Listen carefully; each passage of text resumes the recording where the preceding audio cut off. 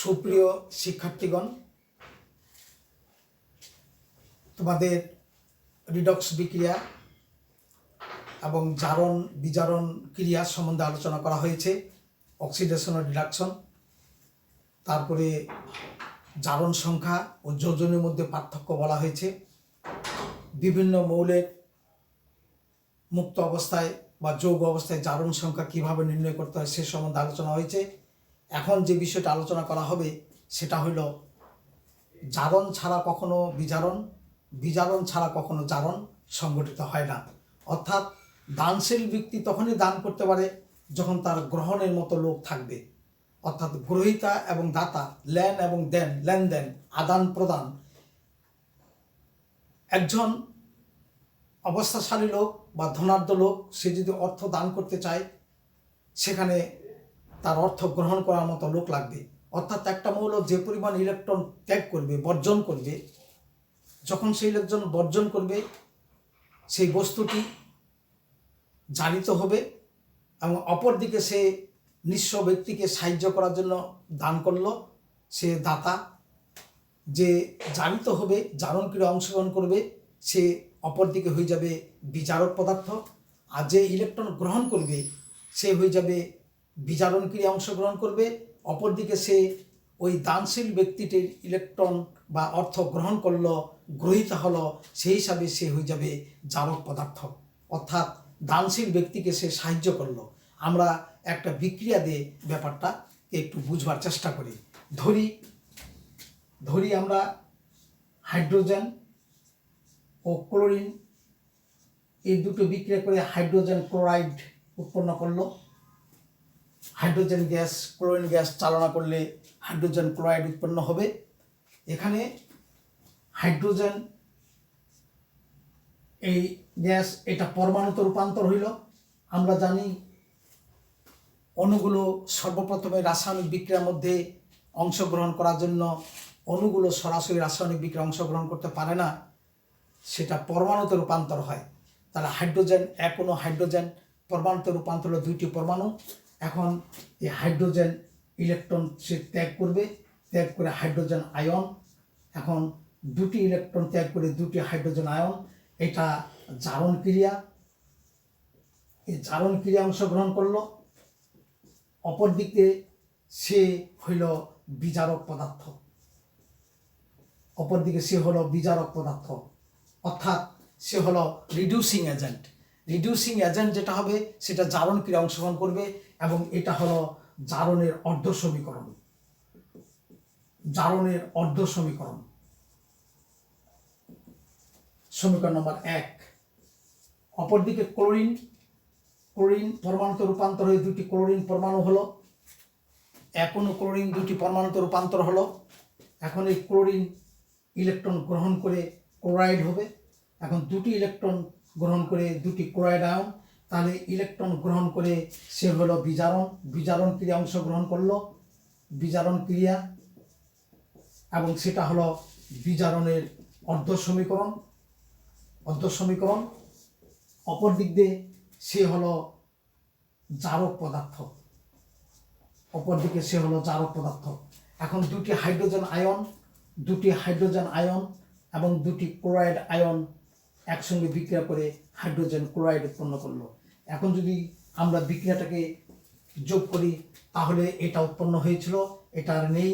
দুটো ইলেকট্রন ত্যাগ করেছিল, ও দুটো ইলেকট্রন নিয়েছে, ক্লোরিন উৎপন্ন হয়েছিল, পরমাণু চলে গেছে। এখন এদিকে থাকলো হাইড্রোজেন আর ক্লোরিন বিক্রিয়া করা হলো দুই অণু হাইড্রোজেন ক্লোরাইড। এটা উৎপন্ন হয়েছিল, এটাও চলে গেছে, এটা উৎপন্ন হয়েছে, এটাও চলে গেছে। অর্থাৎ এটা হলো জারণ বিজারণ, রেডক্স বিক্রিয়া। জারণ বিজারণ, অর্থাৎ এটা হলো রেডক্স বিক্রিয়া। জারণ ছাড়া বিজারণ, বিজারণ ছাড়া জারণ কখনো সংগঠিত হয় না। অর্থাৎ এই বিক্রিয়াটাকে বলা হচ্ছে, এই জারণ কখনো ঘটতে পারবে না যদি বিজারণ না হয়, বিজারণ কখনো ঘটতে পারবে না যদি জারণ ক্রিয়া সেখানে সম্পাদন না হয়। অর্থাৎ ইলেকট্রন ত্যাগ না করলে ইলেকট্রন গ্রহণের কোনো প্রশ্ন আসবে না। ইলেকট্রন গ্রহণের প্রশ্ন তখনই আসবে যখন কোনো মৌল ইলেকট্রন ত্যাগ করবে। অর্থাৎ দানশীল ব্যক্তি দান তখনই করতে পারবে যখন তার গ্রহীতা থাকবে। অনুরূপভাবে আরও যদি একটা উদাহরণ দিই আমরা, সোডিয়াম ক্লোরিনের সঙ্গে বিক্রিয়া করে তোমরা জানো সোডিয়াম ক্লোরাইড উৎপন্ন হয়, এখানে 2 2, তাহলে এখানে সোডিয়াম ইলেকট্রন ত্যাগ করে সোডিয়াম আয়নে রূপান্তরিত হয়, এখানে সোডিয়াম জারণ ক্রিয়ায় অংশগ্রহণ করলো। অপরদিকে এখানে ক্লোরিন, ওই ক্লোরিন 2টি ইলেকট্রন সে গ্রহণ করে 2টো ক্লোরাইড আয়ন হবে। এখন সেই ইলেকট্রন, তাহলে 2টি ইলেকট্রন গ্রহণ করে 2টা সোডিয়াম 2টো আয়ন হবে। এখন 2টো সোডিয়াম আয়ন এবং 2টো ক্লোরাইড আয়ন মিলে হলো 2 অণু সোডিয়াম ক্লোরাইড। এটা হলো জারণ বিজারণ। অর্থাৎ এই ক্ষেত্রে ক্লোরিন যেহেতু বিজারিত হইল সে হলো জারক পদার্থ, আর সোডিয়াম যেহেতু জারিত হইল সোডিয়াম এখানে হলো বিজারক পদার্থ। অর্থাৎ জারক পদার্থ বিজারিত হয় আর বিজারক পদার্থ সর্বদাই জারিত হয়। অর্থাৎ দানশীল ব্যক্তি দান করতে পারবে তখনই সে দাতা হবে, আর গ্রহণ করতে পারবে তখনই সে দানশীল ব্যক্তিকে সহযোগিতা করবে, তার অর্থটা গ্রহণ করে সে তখন হবে জারক পদার্থ। আর যেটা জারণ ক্রিয়া অংশগ্রহণ করবে সে হবে বিজারক পদার্থ, আর যেটা বিজারণ ক্রিয়া অংশগ্রহণ করবে সেটা হবে জারক পদার্থ। জারণ বিজারণ একটি যুগপৎ ঘটনা, এবং জারণ ছাড়া বিজারণ, বিজারণ ছাড়া জারণ কখনো সংগঠিত হবে না। আরও একটা বড় উদাহরণ দিয়ে আমরা দেখতে পারি জিনিসটা, যেমন বড় ধরনের একটা উদাহরণ দিয়ে আমরা দেখতে পারি। যেমন এখানে স্টানাস ক্লোরাইড বিক্রিয়া করবে ফেরিক ক্লোরাইডের সঙ্গে, এখানে ফেরিক ক্লোরাইড হয়ে যাবে ফেরাস ক্লোরাইড, আর টিন হয়ে যাবে স্টানিক ক্লোরাইড। এখানে টিনের জারণ সংখ্যা ছিল এখানে +2, এখানে জারণ সংখ্যা তার +4, এখানে আয়রনের জারণ সংখ্যা ছিল +3, আয়রনের জারণ সংখ্যা হচ্ছে +2। অর্থাৎ আয়রনের জারণ সংখ্যা কমে গেছে, দেখি সে বিজারিত হয়েছে।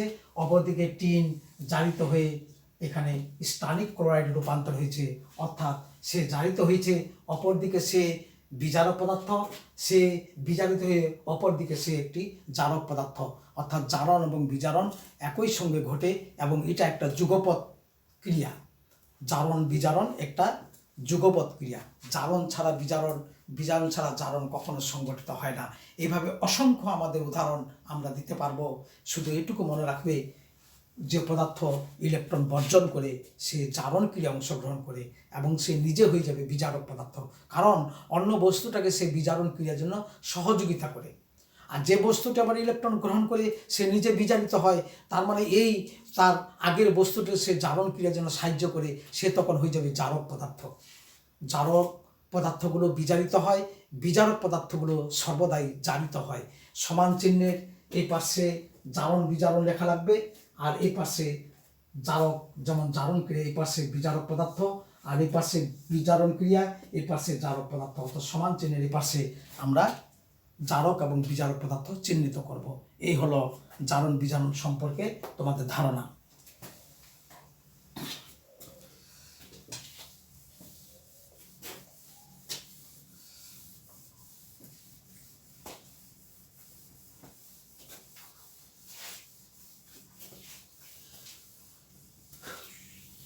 আরও একটি তোমাদের কমন উদাহরণ আছে, যেটা তোমরা জানো, যে জিঙ্ক পাতলা সালফুরিক অ্যাসিডের সঙ্গে বিক্রিয়া করে জিঙ্ক সালফেট এবং হাইড্রোজেন গ্যাস উৎপন্ন করে। এই ক্ষেত্রে জিঙ্ক এখানে 2টি ইলেকট্রন ত্যাগ করে জিঙ্ক জারণ ক্রিয়া অংশগ্রহণ করে সে জারিত হয়। এটা জারণ ক্রিয়ার অর্ধ সমীকরণ। অপরদিকে এখানে সালফুরিক অ্যাসিড বিয়োজিত হয়ে 2টো হাইড্রোজেন আয়ন ও সালফেট আয়ন উৎপন্ন করে এই হাইড্রোজেন উক্ত 2টি ইলেকট্রন গ্রহণ করে হাইড্রোজেন গ্যাসে রূপান্তরিত হয়। অর্থাৎ এ হলো বিজারিত। এটা বিজারণের অর্ধ সমীকরণ। তাহলে অপরদিকে এখানে সালফুরিক অ্যাসিড হলো জারক পদার্থ, এটা হলো বিজারক পদার্থ। অর্থাৎ এখানে টোটাল করলে আমরা দেখব যে জিঙ্ক প্লাস সালফুরিক অ্যাসিড সমান জিঙ্ক ওখানে নিয়ে গেল, জিঙ্ক সালফেট এবং হাইড্রোজেন গ্যাস উৎপন্ন করলো। অর্থাৎ জিঙ্ক উৎপন্ন হয়ে জিঙ্ক চলে গেল, আবার এখানে দুটো ইলেকট্রন ছাড়লো, দুটো ইলেকট্রন গ্রহণ করলো, এখানে উৎপন্ন হয়েছিল, উৎপন্ন চলে গেছে।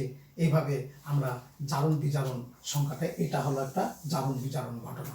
অর্থাৎ জারণ ছাড়া বিজারণ, বিজারণ ছাড়া জারণ কখনো সংঘটিত হয় না।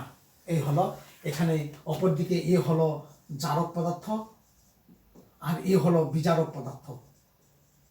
বিজারক পদার্থ অর্থাৎ reducing agent, all reducing agent are itself oxidized, all oxidizing agent itself reduced, অর্থাৎ বিজারক পদার্থগুলি নিজে জারিত হয় আর জারক পদার্থ নিজে বিজারিত হয়। এই হলো জারণ বিজারণ একটা যুগপৎ ঘটনা। জারণ ছাড়া বিজারণ এবং বিজারণ ছাড়া জারণ কখনো সংঘটিত হয় না। এরপরে আমরা আলোচনা করব তোমাদের জারণ ক্রিয়ার জন্য কতগুলো বিক্রিয়া, যেমন সংযোজন বিক্রিয়া, সংশ্লেষণ, তারপরে দহন এবং সাবস্টিটিউশন অর্থাৎ প্রতিস্থাপন। এই বিক্রিয়াগুলো জারণের সাহায্যে যে সংঘটিত হয়, এই বিক্রিয়ার প্রকারগুলো আমরা এরপরে বিভিন্ন উদাহরণ দিয়ে বুঝবার চেষ্টা করব। তোমাদের সকলকে ধন্যবাদ।